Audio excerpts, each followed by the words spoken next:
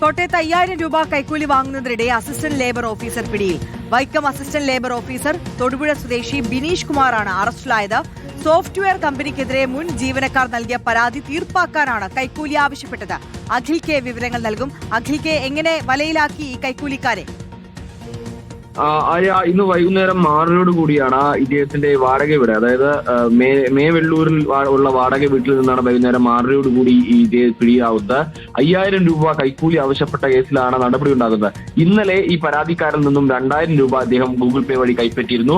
പിന്നാലെയാണ് ഇന്ന് 3000 രൂപ കൂടി അയക്കണമെന്ന് ആവശ്യപ്പെട്ടത്. ഇതിനെ തുടർന്ന് വിജിലൻസ് വിവരമറിയുകയും തുടർന്ന് വിജിലൻസിന്റെ ട്രാപ്പിൽ ബിനീഷ് കുമാർ പെടുകയുമായിരുന്നു എന്നുള്ളത് തന്നെയാണ്.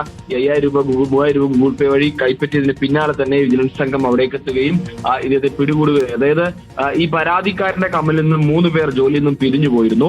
ആ 3 പേർ കൊടുത്ത പരാതി, അതായത് അവിടെ നിന്നും പിരിഞ്ഞു പോകാൻ നൽകേണ്ട രേഖകളും മറ്റും നൽകിയില്ല എന്ന് പറയുന്ന പരാതി, ആ പരാതി ഒത്തുതീർപ്പാക്കുന്നതിന് വേണ്ടിയിട്ട് ഇവർ എത്തിയപ്പോഴാണ് ഇത്തരത്തിൽ 5000 രൂപ തന്നാൽ മാത്രമാണ് ഈ ഒത്തുതീർപ്പും മറ്റു നടപടികൾ മുന്നോട്ട് പോകൂ എന്ന ഒരു നിർദ്ദേശം അസിസ്റ്റന്റ് ലേബർ ഓഫീസർ കൂടിയായിട്ടുള്ള ബിനീഷ് കുമാർ മുന്നോട്ട് വെച്ചത്. അതിനു വേണ്ടിയിട്ടാണ് ഈ 5000 രൂപ വാങ്ങുന്നത്. അതിൽ ആദ്യം 2000 രൂപ കഴിഞ്ഞ് ഇന്നലെ വാങ്ങിയിരുന്നു. തുടർന്നാണ് ഇന്ന് 3000 രൂപ കൂടി ആവശ്യപ്പെട്ടത്.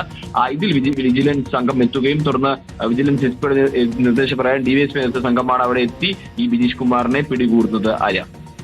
ഓക്കെ, അഖിൽ കെ ആണ് വിവരങ്ങൾ നൽകിയത്.